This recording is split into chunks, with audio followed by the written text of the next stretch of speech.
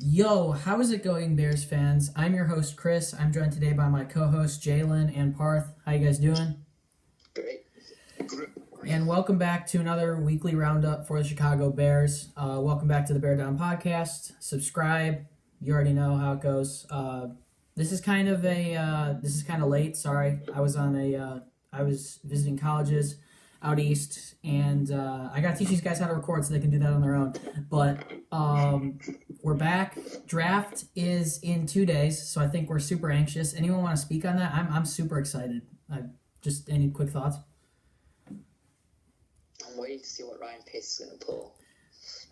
It should be interesting, dude. Ryan Pace today said, sorry, I'm super tired right now. I'm out of it. But Ryan Pace said today, he said, hey, we've got 8 players in the top 8 that 8 players that we are comfortable picking at number 8, which makes me kind of think they're going to stay where they are. But he also said, hey, don't be surprised if we're aggressive. He left everything in the box. He didn't really throw all his eggs in one basket. He didn't leave anything out. So, honestly, I think Ryan Pace is honestly the mystery man again this year. Honestly, I have no idea what to expect from the Bears.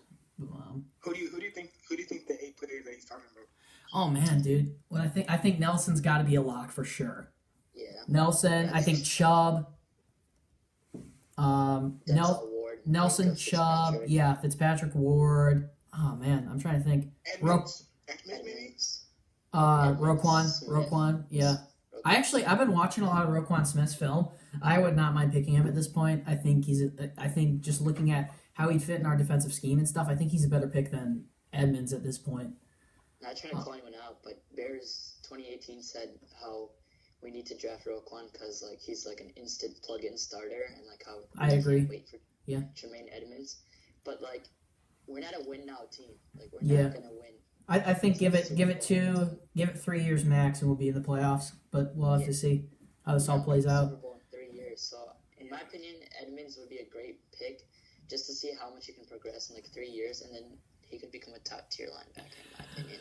Okay, so let's get into the news for this week. Not too much this week. We're gonna have a lot more to talk about probably next week after the entire draft is finished. Tomorrow, just want to say we're gonna talk about it later. We're gonna have a host from the Bears Bros on. That's so awesome. We're so excited. And then Thursday, it's gonna be up a bit late at night, but we are going to react to whoever the Bears pick. What is it? Rounds 1 and 2 tomorrow? Just one. No, Just one. Okay, so we'll react to the first round pick. And we're going to do that every day where we just give instant analysis on whoever the Bears pick throughout those days. Hopefully we can trade back into the third round. But just going over this week, Hester and Forte retired yesterday. That was pretty cool, signing the contract as the Bears, meeting with all these players when they came to practice. Personally, I don't think I should leave it out of the box, but I think Hester and Forte both coming back and being coaches at their respective positions. Hester being probably a special teams guy would be so sick. If either of you guys want to comment on that, I think they'd be awesome coming back as coaches. I would love to see David Hester working with Tariq Cohen. That'd be so sweet, dude. That'd be awesome. Okay, so I don't really know what to say about Hester and Forte. I think we've all three of us have seen them. We might be a tad bit young for them because we were too young. We were little kids when they came into the league, and we saw them throughout, I'd say, the last little tad of their prime into their kind of just their veteran stages. But I'm going to open up to you guys. Any memorable moments from Hester or Forte that you guys want to speak on? I mean, I'm going to miss them a ton, but any memorable moments you guys want to speak on? You can go here, Parth. So I went to this one Bears game, and he got a return touchdown. He jumped into the stands, and we had end zone seats, so I had a little tap on his little shoulder once. That's cool. That's about it. But it was one of the best moments. I love seeing that dude play. And then Forte is just another great Bears running back in our history of great running backs. Anything to say, Jaylen? When he played for the Atlanta Falcons, I was visiting Georgia. I was visiting some family, and I actually got to go to one of the Bears games. The Falcons games. I forgot who it was against, but Forte returned. I think it was a punt. Hester. Yeah, he actually broke. Oh yeah, Hester. He actually broke the record. Kickoff. Yeah, the record of That's so kickoffs cool. and punt return touchdowns. I was like so excited because I didn't even realize like he was doing punt return for getting the record, and I was actually there to witness it. So I think that was his. I think that was his own. Mistake me if I'm wrong. I'm pretty sure that was literally his only return back, or at least memorable one in Atlanta. I think after he left Chicago, that was the only significant one. But I want to speak a bit. I haven't really been a Bears fan for a while. Probably 5-6 years I've been a Bears fan, and I saw Forte at the end of his career with the Bears. Actually, was probably his prime, dude. I think Forte, obviously Hester, I think we can all agree Hester's definitely first ballot Hall of Famer. I don't think there's any question there. But I think as far as Forte goes, I think he's going to have to wait. I think he'll get his opportunity to get into the Hall of Fame. But I think Forte sometimes goes as underappreciated. I think he was a huge workhorse, dude. That guy, man, dude, Matt Forte, I think I read yesterday that he had the most yards from scrimmage since 2009, like overall yards from scrimmage. So that was pretty cool. But Parth, you're like frozen right now. Oh, never mind. No, you're not. We're going to jump into the schedule. Obviously, it released about a week ago, the Bears schedule. But any games overall that you guys are just excited for? Like, jump out at you? Obviously. Week 1. Yeah, week 1, man. I'm excited, personally. I want to see what the Seahawks have to bring to the table, personally. That's week 2 at home. That's the home opener. Make a statement in front of Chicago. Say, hey, this is what kind of football team we are now. Man, I feel like, no offense to anyone, but I think the Bears could maybe toss another primetime game on that schedule. We do have one of the 2 Thanksgiving games against the Lions, which is pretty cool. And then we also have Monday Night Football, Sunday Night Football the first 2 weeks. Man, I don't really know what to say. Jaylen, any games you're excited for that pop out for you? Okay, this might sound kind of stupid because they're a great team. They could be Super Bowl contenders this year, but it's the Rams game. I want to see what Nagy does against that defense and that offense. And that defense is going to be incredible. Same with, the offense is good, but that defense is incredible, I think. Yeah. I see the 2 young coaches go head to head. I can't wait. Yeah, Sean McVay, Matt Nagy. Hopefully some great competitors. Hopefully up in some big playoff games in the future. That would be cool to see them. Any games that pop out as you guys is like, not like all Bears games are exciting for Bears fans, but games where like, oh, I wish we played a different team or something? The Patriots. The Rams game. Yeah. Looking at it, let me see if do I even have it on my phone? I'm not sure if I have it immediately on my phone, but from what I remember, I'll take wins over some teams, but I feel like we play the Buccaneers a lot.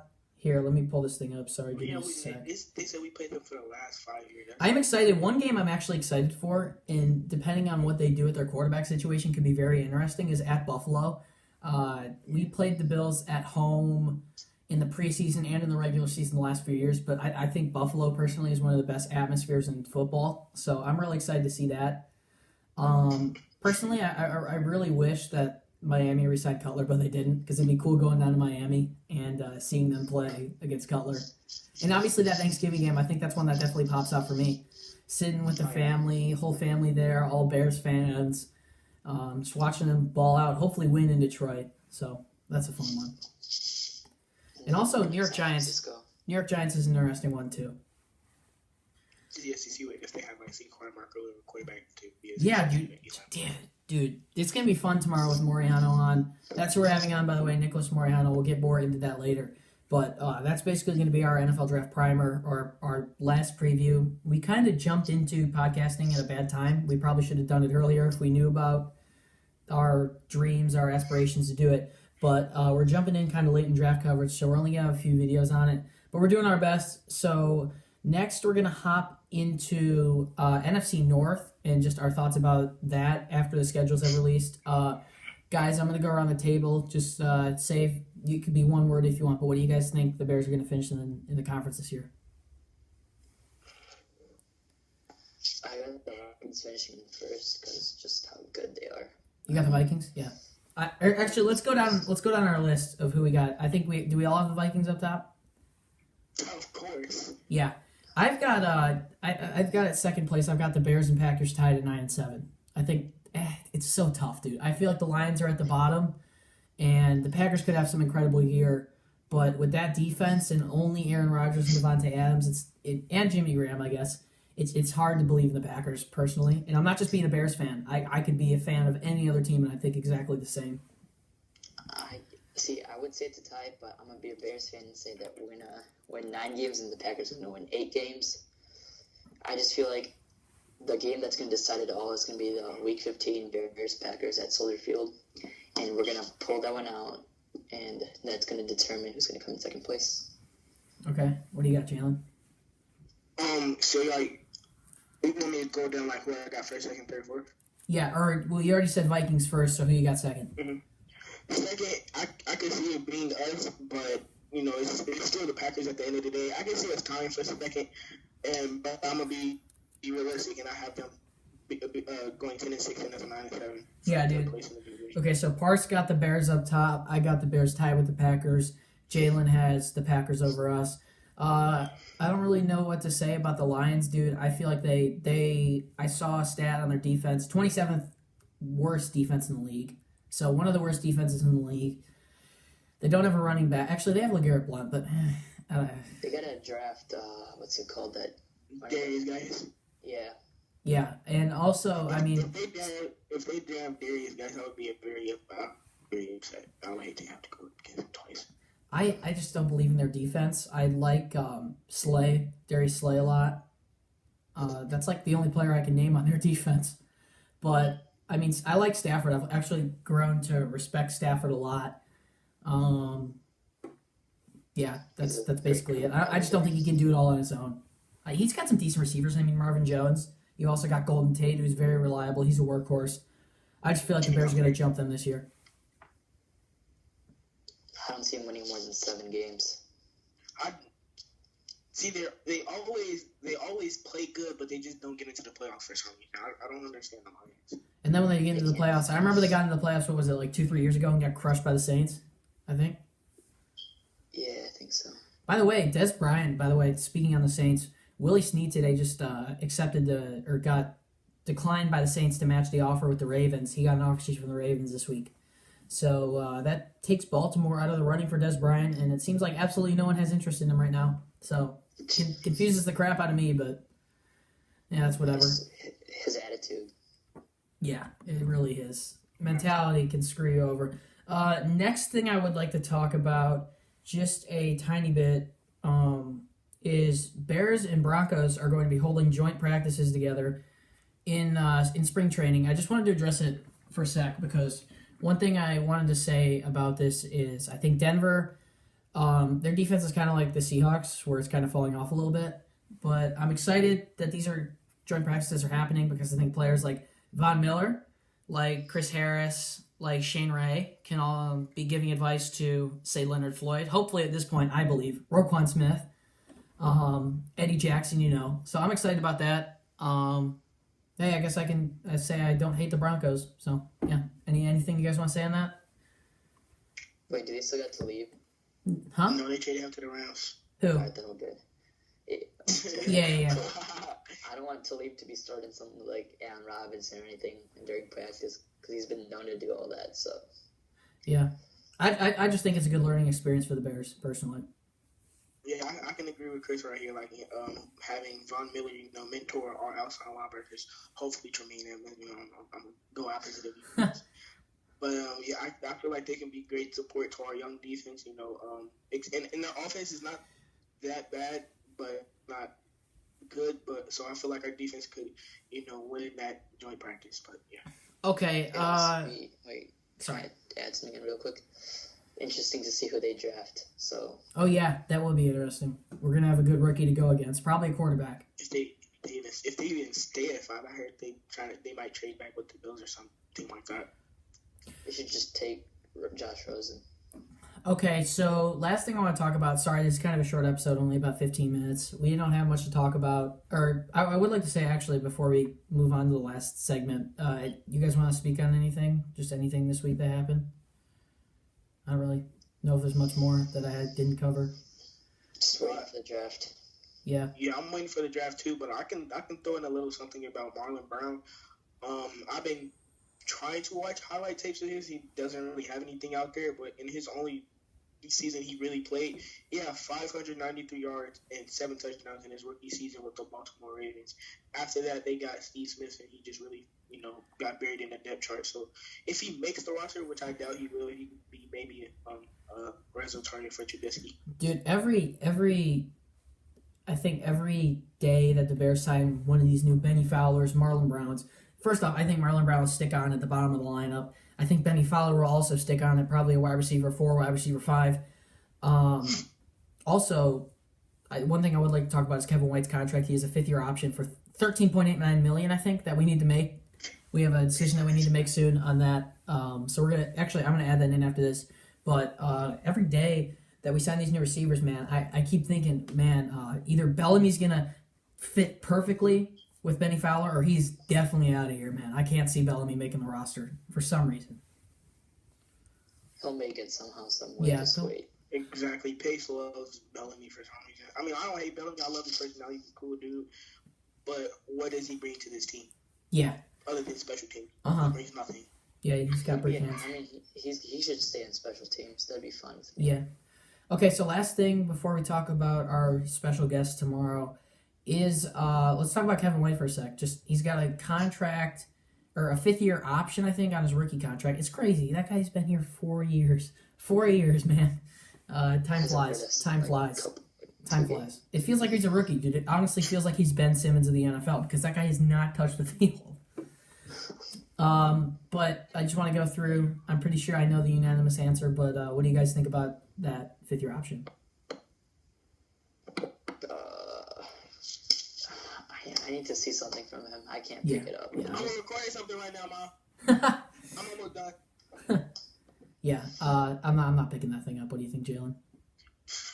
Pace not picking that up, bro. Yeah, man, it's shocking if he did. By the way, Pace did say today on the Cam Merritt decision that kind of shocked us all. I think he said our staff and our medical crew, we trust them. So obviously, some stuff behind the scenes. Maybe that knee wasn't healing as well as it could have. Maybe it just wasn't progressing well. But yeah, that's I think that's pretty much it. We're going to talk about our guest host now. We got Nicholas Moriano coming on the show tomorrow. He's the host of the Bears Bros podcast. If you're watching us, you probably watch them. But yeah, I'm super excited. He's going to be covering the draft with us, probably hopefully for longer than this episode. Man, it's going to be a stressful next few days, guys. It honestly is. Yeah, for sure. Any last things to say? Just yes.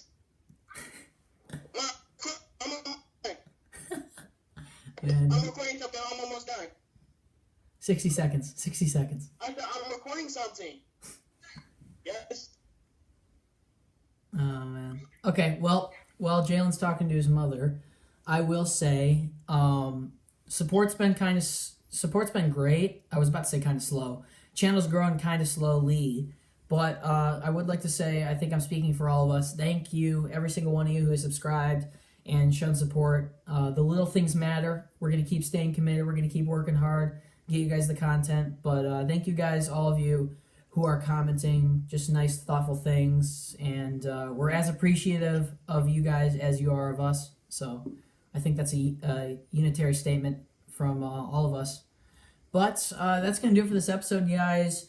Look for tomorrow, probably pretty late at night, if you will stay up for it, our draft primer with Nicholas Moriano. That's going to be super exciting. And then draft coverage on Thursday, Friday, Saturday, and I think the draft doesn't extend until Sunday, does it? No. Okay, yeah. So Thursday, Friday, Saturday. We'll probably have videos Thursday, Friday, Saturday, Sunday. We're going to keep pumping out the content when we can. And I think that's pretty much it, guys. Anything to say? Okay. no. See you guys in the next episode. Peace. Peace. Peace.